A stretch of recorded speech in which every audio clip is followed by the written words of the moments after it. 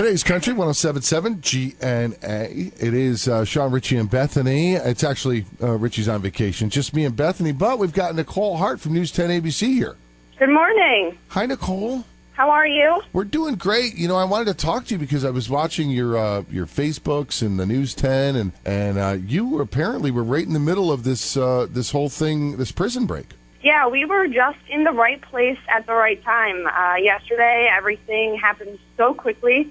We ended up following a few tips. We kind of rolled the dice and see what we were going to get. And we went north a little ways from where we are. We're located in the town of Malone, so we headed north towards the border. And we kind of struck out there, so we started to head back down to where the perimeter was. And all of a sudden, out of nowhere, there was cop car after cop car, lights and sirens, and they were flying down the road. And we just kind of looked at each other and said, okay, let's go.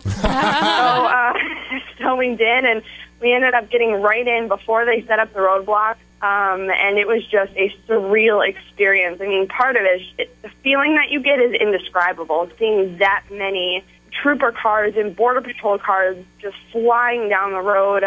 You know, they were peeling. They were going pretty fast. So yeah, your excitement level must have been crazy. Adrenaline, I don't even know if that's the right word for it. If there's something higher than that, then that's what we were feeling. So you were working on a tip and you went way up north. That's kind of crazy because if it had happened down in Malone where the other one happened, you'd have been out of the story. But turns out you were right there.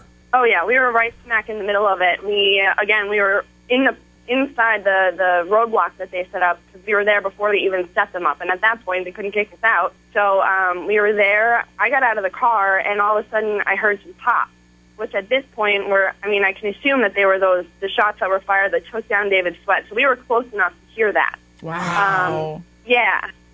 So I was on the phone with my boss at the time, and I was like, I got to go. And I hung up the phone. I don't even think he knew what was happening at that point. So I gotta imagine that you were driving down the road.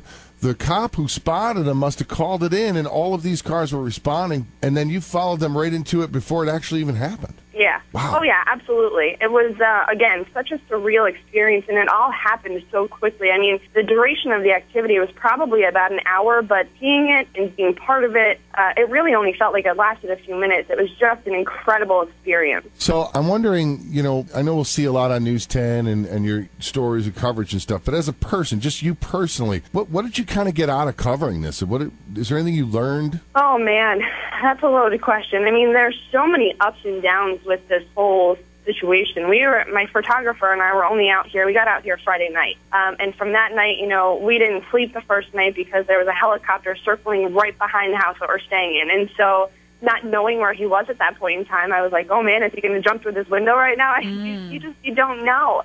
And so you go from that fear to, okay, nothing happened the next day, and it was, you know, a long day.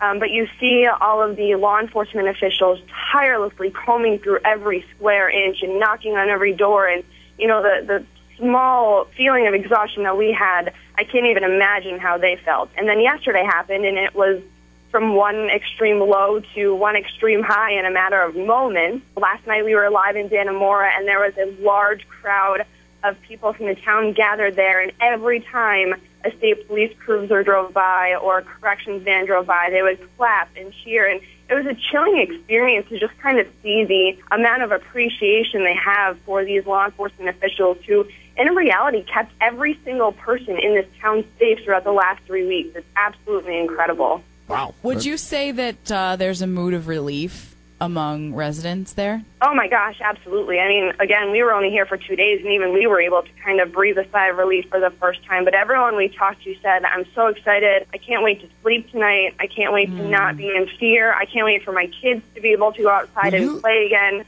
I mean, it really paralyzed their life for these 3 weeks. I think they tried to live as normally as possible, but with something like this going on, you just can't help but constantly be in fear. So, yeah, they're all pretty elated at the fact that this is over and just finally able to go back to living their lives. You said you and your photographer were even scared, just being there a couple of nights. Did they search your place? They did. On yesterday morning before we headed north, there was a knock on the door, and again, he hadn't been caught at that point, so we looked at each other, we said, buddy system, and we ran downstairs to see, what was at the door. He checked one window, I checked another, and we saw the police officers. They were clearly labeled, and so we opened the door, and At that point, they had asked if we had seen anything. We told them no. And then they asked to check the sheds that are in the backyard. Actually, where we're staying is my photographer's family's house. Wow. So it just so happens it's in the middle of everything. And so when they knocked on the door, they wanted to check everything. And they had stressed to us, if you see anything, if you feel uncomfortable at all, call. They said, we'd rather it be nothing than you not want to call because you don't want to bother us and then have it be something. So, yeah, we had quite a few experiences ourselves. Even just kind of being in the center of town here and not really near where he was. But, better to play it safe than sorry. I'm with you. Well, Nicole, thanks for your time this morning. Of course. Thanks for having me. Must have been the coolest experience, and we'll probably hear more about it and from you on News 10 ABC, right? Absolutely, and there'll be some reports later, and a great team over there. They're working on getting everything up and keeping everybody up to date down there, too. And way to follow your intuition on that story. Oh, man, luck, I'm telling you. Superstar in the making. Thank you, sweetheart. Thanks for calling. Thank you. Have a good one, guys. Bye.